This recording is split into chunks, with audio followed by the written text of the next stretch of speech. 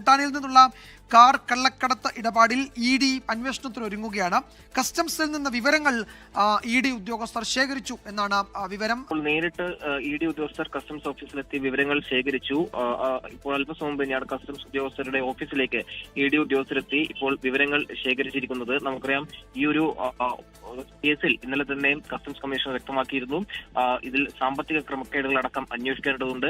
മാത്രമല്ല, പലരും വാഹന ഇടപാടിൽ സാമ്പത്തിക ക്രമക്കേട് നടത്തിയെന്ന വിവരം നേരത്തെ തന്നെ ഇ.ഡിക്ക് കസ്റ്റംസ് ലഭിച്ചിരുന്നു. ഇതിന്റെ തുടർച്ചയായിട്ടാണ് ഇപ്പോൾ ഇ.ഡിയും ഈ ഒരു കേസിൽ എത്തിയിരിക്കുന്നത്. കാർ വിൽപ്പനയിൽ കോടികൾ മറിഞ്ഞെന്ന നിഗമനത്തിലാണ് നിലവിൽ ഇപ്പോൾ ഇ.ഡി ഉള്ളത്. ഫെമ അതോടൊപ്പം തന്നെ PMLA നിയമങ്ങൾ പ്രകാരമുള്ള കുറ്റങ്ങൾ വാഹനക്കടത്തിൽ നിലനിൽക്കുന്നതിന്റെ കാര്യങ്ങൾ ഇപ്പോൾ ഇ.ഡി പരിശോധിച്ചു വരികയാണ്. അതിന്റെ രേഖകളടക്കമുള്ള കാര്യങ്ങൾ ഇപ്പോൾ ശേഖരിച്ചു കഴിഞ്ഞു. എന്തായാലും ഇ.ഡിയും ഈ ഒരു കേസിൽ വരികയാണ്. നമുക്കറിയാം, ഈ ഒരു കേസിൽ വലിയ സാമ്പത്തിക ക്രമക്കേട് നടന്നു എന്ന ഒരു പശ്ചാത്തലത്തിലാണ് ഇ.ഡി ഇപ്പോൾ ഈ കേസിൽ ഇടപെട്ടിരിക്കുന്നത്. എന്തായാലും പലരും ഈ വാഹനങ്ങൾ വാങ്ങുമ്പോൾ കള്ളപ്പണ ഇടപാട് നടത്തിയെന്ന വിവരങ്ങൾ കസ്റ്റംസിന് ലഭിച്ചിരുന്നു. ആ കാര്യങ്ങളൊക്കെ തന്നെ ഇ.ഡിയെ അറിയിച്ചിട്ടുണ്ട്. കൂടാതെ ഇനിയിപ്പോൾ ഇ.ഡിയുടെ തുടർ നടപടികളാണ് ഇതിൽ നിർണായകമാവുക. എന്തായാലും മറ്റ് ഏജൻസികളും കേന്ദ്ര ഏജൻസികളും ഈ ഒരു അന്വേഷണത്തിൽ ഇപ്പോൾ വരുന്നൊരു സാഹചര്യമാണ് ഉണ്ടായിരിക്കുന്നത്. പ്രത്യേകിച്ചും ഇതിന് വലിയ മാനങ്ങൾ ഉണ്ടെന്ന വിവരം കസ്റ്റംസ് പങ്കുവച്ച ഒരു പശ്ചാത്തലത്തിലാണ്, അത്തരം കാര്യങ്ങൾ കസ്റ്റംസ് വെളിപ്പെടുത്തിയ പശ്ചാത്തലത്തിലാണ് കൂടുതൽ കേന്ദ്ര ഏജൻസികൾ ഇപ്പോൾ ഈ ഭൂട്ടാൻ കാർ കള്ളക്കടത്തിന്റെ അന്വേഷണത്തിൽ